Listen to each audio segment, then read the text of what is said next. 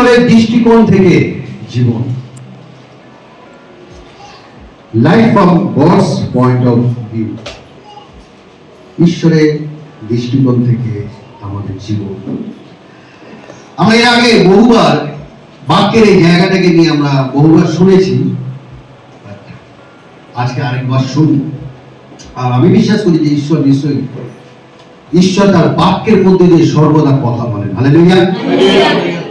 আমি বিশ্বাস করি আজও ঈশ্বর তার বাক্যের মধ্যে দিয়ে কথা বলেন। এখানে কে দাঁড়িয়ে বলছে ওটা বড় কথা নয়, কি বলছে ওটা বড় কথা। আমরা অনেক সময় ভুলি ফেলি, এখানে যে দাঁড়ায় তাকে বেশি আইডেন্টিফাই করে, কিন্তু কি বলছে সেটাকে কতটা গুরুত্ব দিই। কিন্তু খ্রিস্ট বিশ্বাসী হিসাবে আমি আপনাদেরকে একটি বিষয় উৎসাহিত করতে চাই, ঈশ্বরের বাক্যের ঊর্ধ্বে আর কোনো কিছু নেই। হালেলুয়া। ঈশ্বরের বাক্যের ঊর্ধ্বে আর কোনো কিছু নেই। আর আমরা দেখবো মার্ক লিখিত সুসমাচার তার 4 অধ্যায় 35 থেকে 41 পদ, সেখানে একটা ঘটনার বিষয় উল্লেখ করা রয়েছে। সেই ঘটনাটা হচ্ছে প্রভু যিশু কি করেন না, ঝড়কে থামান। আমরা বহুবার এটা আমরা শুনেছি, প্রভু যিশু ঝড়কে থামান। কিন্তু আমরা জানি ওই গল্পটা, আমরা জানি, আমি ওই গল্পটাকে আমি দ্বিতীয়বার আমি রিপিট করছি না, কিন্তু গল্প আমি ছোট্ট করে একটু বলি। গল্প কি, যে ঝড়ের মধ্যে সেই শিষ্যরা পড়েছিল নৌকাতে, আর সমুদ্র উত্তাল হচ্ছিল। যিশু কাছে গিয়ে বললো, রবি রবি আপনি কি করে ঘুমাচ্ছেন, আমরা তো প্রায় মৃত প্রায়, আপনি উঠুন জাগুন। এইটুকু ঘটনা আমরা জানি। আর তারপরে যিশু কি করলেন না, ঝড়কে ধমক দিলেন, তাদেরকে তাদের সাথে তিনি কথোপকথন করলেন। আমরা যিশুর একটা কথা আমরা এই সময় আমরা আলোচনা করব। মার্ক তার 4 অধ্যায় 40 পদে কি বলছে, তোমরা এইরূপ ভীরু কেন, এই কেমন তোমাদের বিশ্বাস নাই। প্রভু যিশু একটা উক্তি ছিল তার শিষ্যদের জন্য। আর বাক্যের এই জায়গাটা যদি আমরা দেখি, যিশুর শিষ্যদের মধ্যে যে ইমোশন বা আবেগ দেখা দিয়েছিল সেই সময়, সেই ইমোশন বা আবেগকে আমরা বলতে পারি মানসিক একটা চাঞ্চল্য।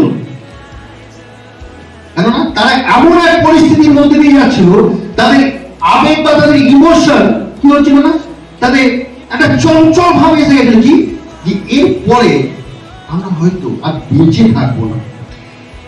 আর শিষ্যদের সেই আবেগ বা অনুভূতি যা শিষ্যদের নিয়ন্ত্রণের মধ্যে ছিল না।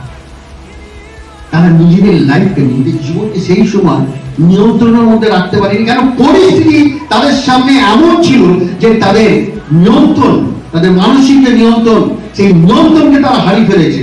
তারা উদ্বিগ্ন হয়ে পড়েছে কি, যে এরপরে তাদের মৃত্যু হচ্ছে অনিবার্য। ডক্টর সেলভিন হিউজ এইরকম কথা বলেছেন, যে কোনো আবেগ যা উদ্বুদ্ধ হয় কারণ মন ঈশ্বরের চেয়ে কোন ঘটনা ভিন্ন বা তার তাৎপর্য সংযুক্তকে বেশি গুরুত্ব দেয়। আরেকবার বলি, ডক্টর সেলভিন হিউজ এইরকম একটা উক্তি করেছিলেন যে কোনো আবেগ বা উদ্বুদ্ধ হয় কারণ মন ঈশ্বরের চেয়ে পরিস্থিতি বা ঘটনাকে বেশি গুরুত্ব দেয়।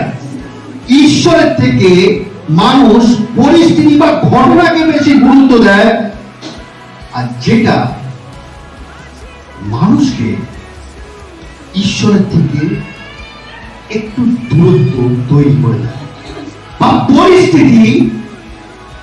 পরিস্থিতিতে মানুষের যে প্রতিক্রিয়া, মানুষের যে সাড়া, সেই সাড়াটা ঈশ্বরমুখী না হয় পরিস্থিতিমুখী হওয়ার দরুন মানুষকে ঈশ্বরের কাছ থেকে একটু দূরে সরিয়ে দেয়। মার্কে এই অংশটায় যিশু শিষ্যরা যেরকম ভয় পেয়েছিলেন, ঠিক একই রকম ভাবে আরেকটা ভয় বা উদ্বিগ্ন বিষয় বাইবেলেতে লেখা হয়েছে। ঠিক একই রকম ভাবে মৃত্যুর বিষয় আরেকটা উদ্বিগ্নতার বিষয় বাইবেলেতে লেখা রয়েছে, যেখানে লোকেরা ঈশ্বরকে অভিযোগ করছে। তারা দেখছে তাদের সামনেও মৃত্যু, তাদের পেছনেও মৃত্যু। তারা কিনা সেই পরিস্থিতিকে গুরুত্ব দিয়ে ঈশ্বরকে তারা অভিযোগ করে। এখানে একই অভিযোগের সুর ছিল, অভিযোগের সুর ছিল শিষ্যদেরকে। এখানে যদি আমরা ভালো করে লক্ষ্য করি, ভালো করে মনোনিবেশ করি যে এই জায়গাটার উপর কিন্তু দুটো কিন্তু অভিযোগ ছিল। এরকম অভিযোগ শিষ্যদের অভিযোগ ছিল, প্রভু আপনি কি করে এত নিশ্চিন্তে ঘুমাচ্ছেন, আমরা যে মারা পড়লাম, আপনার কি কোনো রকম কিছু সমস্যা হচ্ছে না, বা আপনার কোনো চিন্তা হচ্ছে না যে আমরা মারা পড়লাম, মানে আমাদের সাথে আপনিও মরবেন? প্রভু যিশু কি উত্তর দিয়েছেন, এ কেমন তোমাদের বিশ্বাস? তার মানে কি, তোমরা তো আমার সাথে রয়েছো, এতদিন ধরে আমার সাথে থেকে অলৌকিক কাজ হয়ে গেছো, তাহলে আমাকে তোমরা কি চিনবে? দুজন কিন্তু দুজনের ক্ষেত্রে অভিযোগ করছে। কিন্তু আমরা যদি দেখি বাইবেলের আরেকটা জায়গায়, যেখানে সেই মৃত্যু ভয়, যেখানে মানুষের হৃদয়কে চঞ্চল সৃষ্টি করেছিল, আমরা যদি যাত্রা পুস্তক তার 9 অধ্যায় 14 অধ্যায় 9 থেকে 18 পদ দেখি। আজকে কোনো ভার্স পড়বো না, যেহেতু সময় নেই, সেই কারণে ভার্স আমরা পড়বো না। কিন্তু আপনারা যদি ঘরে গিয়ে পড়তে যান, আমি এনকারেজ করবো আপনাদেরকে ঘরে গিয়ে পড়ার জন্য, যেন আপনারা ঘরে গিয়ে পড়ুন এবং বিষয়গুলোকে আরো ডিপলি যেন আপনারা বুঝতে পারেন। তো যাত্রা পুস্তক 14 অধ্যায় 9 থেকে 18 পদ, সেখানে বলছে, ইসরায়েল জাতি তাদের জীবনে সংশয় বা ভয় পেয়েছিলেন, কেননা সামনে তাদের লোহিত সাগর ছিল আর পেছনে ছিল মিসর, যেখানে যে দুদিকেই তাদের কি ছিল না, মৃত্যু ছিল। আর তারা কি করছিল? তারা মোশিকে কি করছিল না, অভিযোগ করছিল। কি অভিযোগ করছিল? যে আমরা তো ওখানে মিশরীয়দের ওখানে দাসত্ব তো ভালোই ছিলাম, আমরা তো ওখানে ভালোই ছিলাম, কেন তুমি আমাদেরকে এখানে নিয়ে এলে? প্রান্তরে কি তুমি আমাদেরকে এখানে মারতে নিয়ে এলে? হ্যাঁ, যদি আমরা দেখি যাত্রা পুস্তক 14 অধ্যায় 30 পদে, দেখুন ঈশ্বর তাদেরকে উদ্ধার করেছিলেন। আমরা যদি ওই জায়গাটা দেখি, ওই জায়গাটা দেখি সদাপ্রভু ইসরায়েলের উদ্ধার করলেন, আর মিশরীয়রা সমুদ্রের ধারে মৃত পড়িয়াছিলেন। তার আগে যদি আমরা কয়েকটা পদে 14 অধ্যায় 30 পদে আগে যদি 15 পদে যদি বলে দেখি, ওখানে মোশে কি বলছে দেখবেন। মোশে বলছেন ইসরায়েল জাতিকে, সদাপ্রভু আমাদের সাথে রয়েছে, সদাপ্রভু আমাদের উদ্ধার করবে, তোমরা ভয় পেও না, সদাপ্রভু আমাদের সাথে রয়েছে। আর এই জায়গাটা যদি আমরা দেখি, একই বিষয়, সদাপ্রভু ওদের সাথে রয়েছে, তথাপি ওরা উদ্বিগ্ন অবস্থায় রয়েছে। কেননা ইসরায়েল জাতিরাও সেই সময় মোশির মধ্যে দিয়ে অনেক ঈশ্বরের অলৌকিক কাজ দেখেছিল, তাও ইসরায়েল জাতিরা কি করেছিল? ঈশ্বরকে চিনতে পারেনি। এখানে সরাসরি প্রভু যিশুর মধ্যে থেকেও প্রভু যিশু অলৌকিক কাজ অনেক কিছু করেছে, শিষ্যরা তার সাক্ষী, তথাপি প্রভু যিশুকে তারা চিনতে পারেনি। অনেক সময় কিন্তু একই জিনিস আমাদের মধ্যে হয়। আমরা দীর্ঘদিন ধরে ঈশ্বরে গিয়ে আসি, দীর্ঘদিন ধরে পাস্টারের মধ্যে ঈশ্বরের বাক্য শুনি, অনেক সময় আমরা অনেক অলৌকিক কাজের সাক্ষী হই, অনেক সময় আমাদের প্রার্থনার দ্বারা ঈশ্বর অনেক অলৌকিক কাজ করে, তথাপি আমরা বিশ্বাস করে উঠতে পারি না। আমাদের জীবনযাত্রার মধ্যে দিয়ে আমরা সেই বিশ্বাসকে দেখাতে পারি। এই দুটি অংশে ভয় যে পরিবেশ ছিল, ঈশ্বর তার লোকদের উদ্ধার করেছিলেন। আমাদের জীবনের প্রত্যেকটি ক্ষেত্রে আমরা এই ভয় বা আবেগে সম্মুখী হই। আমাদের ক্ষেত্রে আমরা দৈনিক জীবনে এই ভয় বা আবেগের মুখোমুখি আমাদেরকে দাঁড়াতে হয়। প্রত্যেকটি ক্ষেত্রে আমাদের আবেগের মুখোমুখি দাঁড়াতে হয়। জাদুবিক ক্ষেত্রে বা বিজ্ঞানের ভাষায় এই আবেগকে বিজ্ঞানের ভাষায় আবেগকে কিরকম ভাবে ব্যাখ্যা করা হয়? মনোবিজ্ঞানরা এই আবেগগুলোকে সিগন্যাল ইমোশন বা সংকেত আবেগ বলে থাকে। মানুষের জীবনে যে অনেক ধরনের আবেগ রয়েছে, সেই আবেগের মধ্যে মনোবিজ্ঞানরা এই আবেগগুলোকে সিগন্যাল ইমোশন বা সংকেত আবেগ বলে থাকে। যেমন ভয় হচ্ছে একটা আবেগ বা ইমোশন। যেমন ভয়, উদাহরণস্বরূপ যদি আপনি দেখেন, এই ভয়ের আবেগটা কখন মানুষের মধ্যে হয়? যখন কিছু আমাদের পরিস্থিতি, যখন আমাদের জীবনে কিছু বিপজ্জনক বিষয়কে ইঙ্গিত করে। পরিস্থিতি আমাদের জীবনে একটা হুমকি নিয়ে আসছে। সেই হুমকির নাম কি? সেই হুমকির নাম হচ্ছে বিপজ্জনক একটা পরিস্থিতি, বা আমরা বিপজ্জনক পরিস্থিতির মুখোমুখি আমরা হতে চলেছি। আমরা যদি উদাহরণস্বরূপ দেখি বাক্যের দুটো অংশ, সেখানকার সেই সময়কার শিষ্যরা বা ইসরায়েল জাতিরা, তাদের মধ্যে সেই চঞ্চল ভাব তৈরি হয়েছিল, ভয়ে সেই আবেগ তৈরি হয়েছিল। আবার আমরা যখন রাগের আবেগের ব্যাখ্যা করি, আমাদের মধ্যে অনেক সময় রাগের একটা আবেগ তৈরি হয় না? রাগের আবেগকে আমরা কিভাবে ব্যাখ্যা করি? যখন আমাদের মধ্যে আত্মসম্মানের একটা আঘাত লাগে, রাইট? যখন আমাদের মধ্যে আবেগের যখন একটা আঘাত লাগে, তখন আমরা রাগের সেই ইমোশনকে আমরা কি করি না, দেখাই। আবার আমাদের মধ্যে লজ্জা বা অপরাধমূলক ইমোশন কখন কাজ করে? আরেকটা ইমোশন আছে লজ্জা বা অপরাধমূলক, নিজেকে গিল্টি ফিল করা, কখন কাজ করে? যখন আমাদের দ্বারা কোনো নৈতিক ব্যর্থতার কাজ হয়, বা আমরা এমন কোনো কাজের সাথে নিজেদেরকে যুক্ত করি যেখানে আমাদের বিবেক আমাদেরকে স্টেটমেন্ট করে যে আমরা নৈতিকভাবে ব্যর্থ, বা সোজা ভাষায় বলা যেতে পারে আমরা ভুল কাজ করছি বা ভুল কাজকে আমরা সমর্থন করছি। সেখানে লজ্জা বা অপরাধমূলক একটা ইমোশনাল কাজ করে।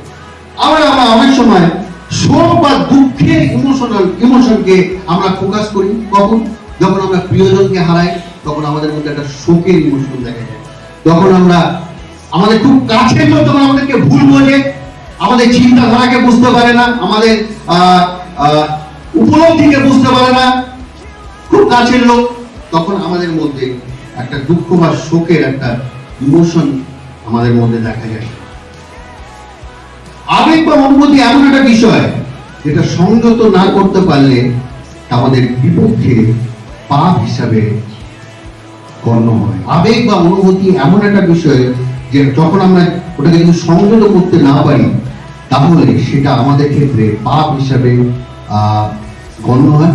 বা আবেগ বা অনুভূতিকে আমরা যদি সঠিকভাবে উপলব্ধি করতে না পারি বা নিজেকে সঠিকভাবে পরিচালিত না করতে পারি, তাহলে সেটাও আমাদের বিরুদ্ধে এসে দাঁড়ায়।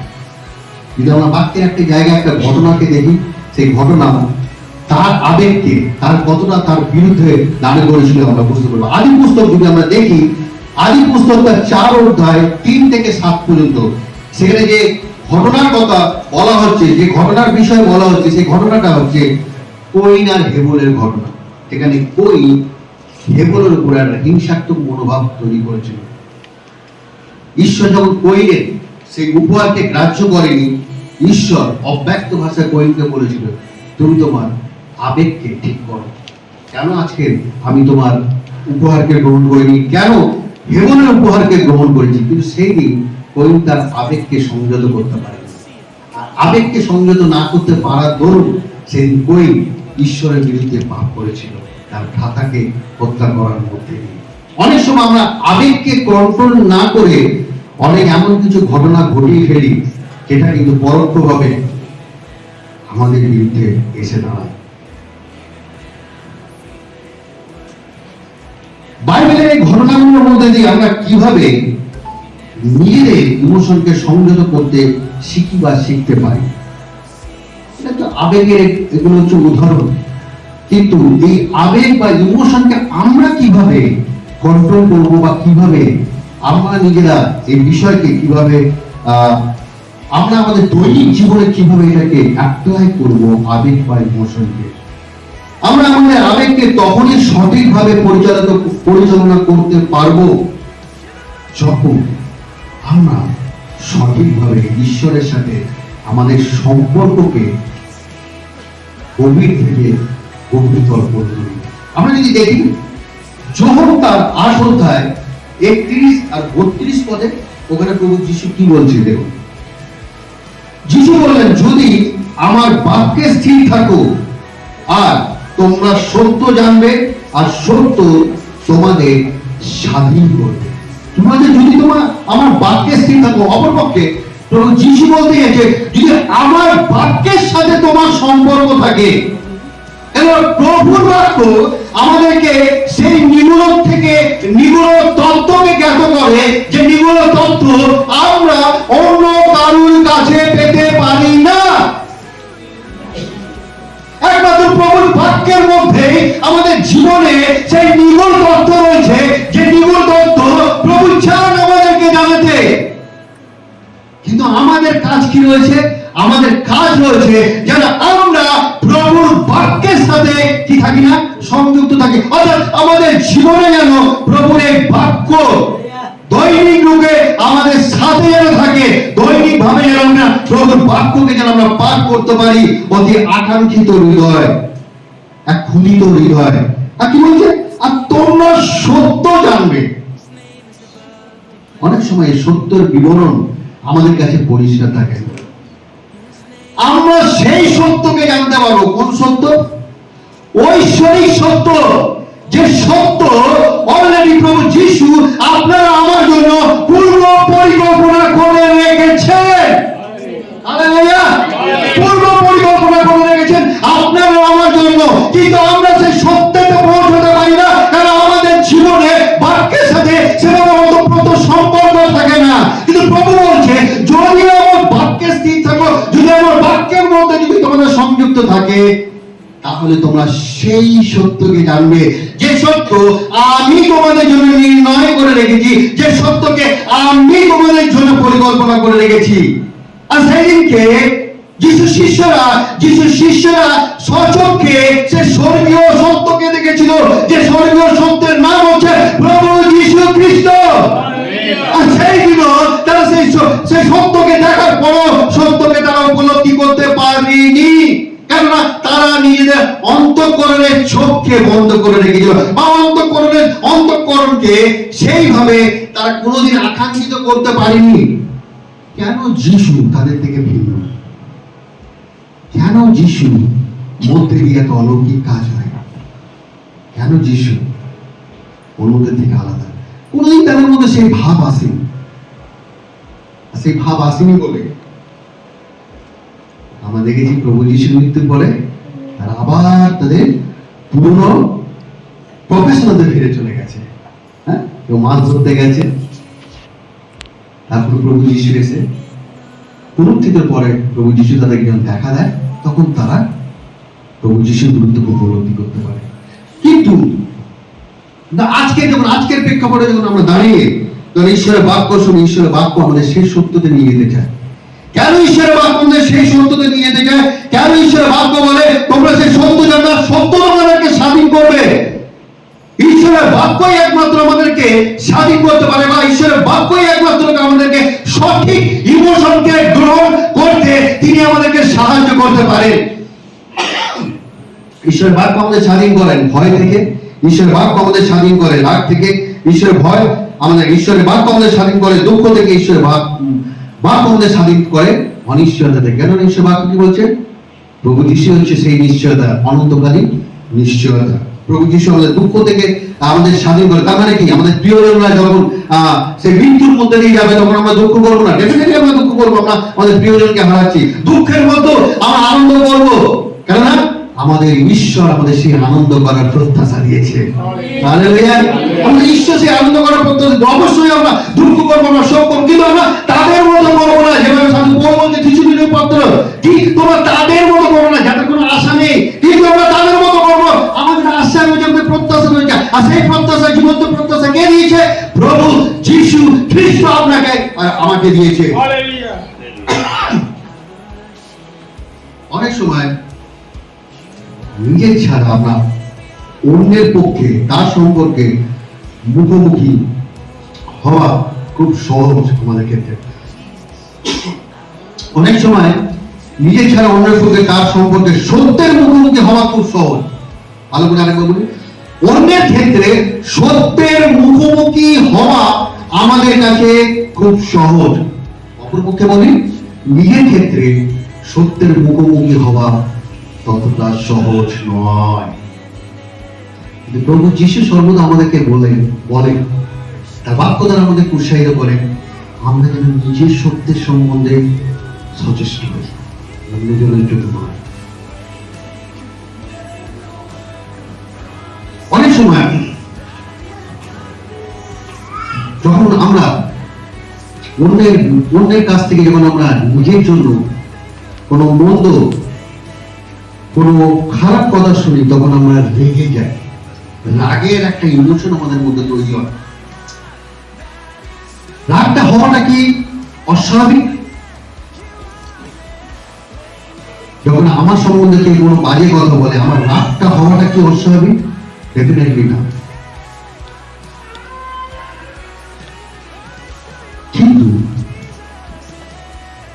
আপনি যখন রেগে যান, বা আমি যখন রেগে যাই, যখন আমরা রাগটাকে সামলাতে পারি না, সেটি হচ্ছে আমাদের জন্য অস্বাভাবিক।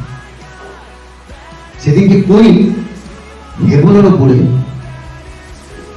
হিংসাত্মক মানসিকতা তার হৃদয়ের মধ্যে তৈরি হয়েছিল, কিন্তু সেটাকে কন্ট্রোল করতে পারেনি বলে সে পাপ করেছিল।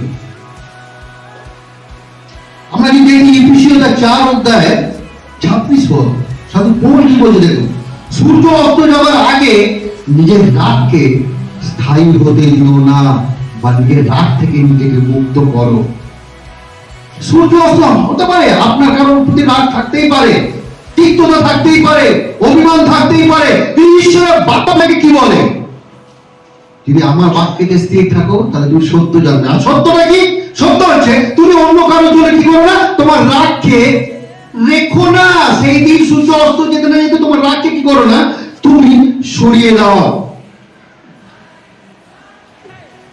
ঈশ্বরের বাক্য আমাদেরকে আমাদের শত্রুদের জন্য প্রার্থনা ও ক্ষমা করার নির্দেশ দেয়। ঈশ্বর বাক্য কি বলে? তুমি তোমার শত্রুকে কি করো না, ক্ষমা করো। তার জন্য কি করো না, প্রার্থনা করো। ক্ষমা একটি অনুভূতি নয়। এই যে ক্ষমা করার কথা প্রভু আপনাকে আমাকে বলছে, সেটা কিন্তু একটা অনুভূতি নয়, সেটা হচ্ছে আপনার আমার সিদ্ধান্ত। আপনার আমার সিদ্ধান্ত। আর এই সিদ্ধান্ত নেওয়ার জন্য আপনার আমার একটা শক্তির প্রয়োজন রয়েছে। আর সেই শক্তি কোথা থেকে আসবে? সেই শক্তি এখান থেকে আসবে। কেন এটা সহজ বিষয় নয় আপনার শত্রুর জন্য প্রার্থনা করা। সবাইকে শত্রু ভাবা খুব সহজ বিষয়, কিন্তু সবাইকে বন্ধু ভাবা সহজ বিষয় না। কারণ আপনি জানেন, ভিড়ের মধ্যে অনেকেই আপনার বন্ধু নয়, কিন্তু একটা জিনিস আপনাকে জানতে হবে, হতে পারে এই ভিড়ের মধ্যে অনেকে আপনার বন্ধু নয়, কিন্তু এই ভিড়ের মধ্যে আপনি যেন সকলের বন্ধু থাকে। হালেলুয়া! আপনি সকলের বন্ধু হবেন। কেন? ভিড়ের দৃষ্টি, যে দৃষ্টি আপনাকে দেখে, সে বুঝতে পারে যে এই ব্যক্তিটা হচ্ছে আমার বন্ধু, আমার কোনো ক্ষতি করবে না। এই ভাব যদি আপনার আমার মধ্যে থাকে, এই আইডেন্টিটি যদি আপনার আমার মধ্যে থাকে, তাহলে আমরা আমাদের আবেগকে সঠিকভাবে এগিয়ে নিয়ে যেতে পারবো। কেন? আমাদের আবেগ নির্ভর করে জগতের উপর না, আমাদের আবেগ নির্ভর করে ঈশ্বরের বাক্যের উপর। আর ঈশ্বরের বাক্য আমাদের সেই সত্যতে নিয়ে যায়, যে সত্য একমাত্র ঈশ্বর তার স্বর্গ থেকে আমাদের জন্য পরিকল্পনা করেছে। হালেলুয়া! জয়েস মিয়ার এরকম একটা উক্তি করেছে, একমাত্র খ্রিস্টের শক্তিতে আমাদের ব্যক্তিগত জীবনের প্রতিক্রিয়া পরিবর্তন করার এবং আমাদের আবেগের ঊর্ধ্বে ওঠার ক্ষমতা রয়েছে। ভালো করে কথাটা বা শব্দটা শুনি আমরা। একমাত্র খ্রিস্টের শক্তিতে আমাদের ব্যক্তিগত জীবনের প্রতিক্রিয়া করার পরিবর্তন। স্বাভাবিক যে প্রতিক্রিয়া রয়েছে, সেই প্রতিক্রিয়াকে রাগের বদলে রাগ, নিন্দার বদলে নিন্দা, ক্রোধের বদলে ক্রোধ, হিংসার বদলে হিংসা, এই প্রতিক্রিয়াকে পরিবর্তন করতে একমাত্র খ্রিস্টের শক্তিতেই আমরা পারি আমাদের এই প্রতিক্রিয়াকে পরিবর্তন করতে। এবং আমাদের যে দৈনিক আবেগ রয়েছে, সে আবেগের ঊর্ধ্বে ওঠার একমাত্র খ্রিস্টের শক্তিতেই আমরা করতে পারি, অন্য কিছুতে করতে পারি না। আমরা নিজেদের শক্তিতে আমরা কোনোদিন কোনো ভালো কাজ করতে পারি না, যতক্ষণ না আমরা খ্রিস্টেতে আমরা সংযুক্ত হই তার বাক্যের মধ্যে দিয়ে। কেননা তার বাক্যে রয়েছে শক্তি, মানুষকে পরিবর্তন করার একমাত্র ক্ষমতা রয়েছে খ্রিস্টের বাক্যের মধ্যে। সেই দিনকে দুটো ঘটনা, যা ঈশ্বরের সামনে যে আবেগ সেদিনকে লোকেরা তুলে ধরেছিলেন, তা ঈশ্বরের পক্ষে ছিল না, বরং ঈশ্বরের উদ্দেশ্যে অভিযোগের সুর ছিল। আজকে যখন আমরা দাঁড়াই, আমাদের আবেগ, আমাদের পরিস্থিতি যতই খারাপ পরিস্থিতি হোক না কেন, ঈশ্বরের উদ্দেশ্যে আমাদের আবেগ কেরানি থাকে। আমাদের আবেগ কি সেই ঈশ্বরকে প্রশ্ন করে, কেন প্রভু তুমি করলে? না, বরং আমাদের আবেগ এটা বলে, প্রভু আমি জানি আমার পরিস্থিতি যাই হোক না কেন তুমি আমার সাথে রয়েছো। প্রভু আমি জানি আমি যতই কঠিনতার মধ্যে দিয়ে যাই না কেন তুমি আমার সাথে রয়েছো। প্রভু আমি জানি এই বাংলার বছরের প্রথম দিনে যখন আমি পা দিয়েছি, আমি জানি বিগত বছরে যতই আমার সমস্যা থাক না কেন, গতবারের নতুন বছরে সেই সমস্যা নিয়ে ঢুকেছি, কিন্তু আমি জানি যে তুমি আমার সাথে রয়েছো। আমরা কি বাক্যের সেই সত্যতে পৌঁছেছি যেখানে আমরা সাধু পৌলের মতো বলতে পারবো আমাদের জীবন অপেক্ষা মরণ না আমাদের জন্য লাভ? সাধু দাউদের মতো বলতে পারবো যখন আমি মৃত্যু ছায়া পতাকা দিয়ে গমন করবো তখনও অমঙ্গলের ভয় করবো না? না, প্রভু যিশু শিষ্যদের মতো বললেন, প্রভু প্রভু আমরা মারা করলাম, তুমি কোথায়? রাত যখন আমরা সেই বাংলার নতুন বছরকে আমরা পালন করি, যখন সেই প্রেম প্রীতি ভালোবাসা যখন একে অপরকে আমরা যখন মিলাই, তখন আমাদের মধ্যে একে অপরের জন্য কি আবেগ রয়েছে, একে অপরের জন্য কি ইমোশন রয়েছে, একে অপরের জন্য কি ভাব রয়েছে। অনেক সময় আমরা একে অপরকে দেখে হাসি গল্প করি, কিন্তু মনে তো অন্য ভাব থাকে। দুঃখের সাথে বলতে বাধ্য হচ্ছে, মনে তো অন্য ভাব থাকে। কিন্তু প্রভু বলছে আর যার মধ্যে অন্য ভাব থাকুক, তোমার মধ্যে যেন অন্য ভাব না থাকে। কেননা তোমাকে আমি আমার রক্ত দিয়ে কিনেছি, তোমার জন্য আমি রক্ত বহন করেছি, আমি রক্তকে দিয়েছি। তোমার মধ্যে আমি সেই ভাব দেখতে চাই যে ভাব আমি আমার মানুষের জন্য রাখি। ভিতরকে তিনি বলেছিলেন, ভিতর তুমি কি আমাকে ভালোবাসো? ভিতর মানে হ্যাঁ প্রভু ভালোবাসি, যখন মিশিদেরকে চড়া। একই কথা আপনাকে আমাকে বলে, তুমি কি আমাকে ভালোবাসো? হ্যাঁ, অমুককে কি চলবো না প্রভু, অমুককে চলবো না, ও আমার সাথে অনেক বদমাইশি করো, ওর কাছে আমি যাবো না। প্রভু বলছে অমুককে গিয়ে তুমি চলো। আর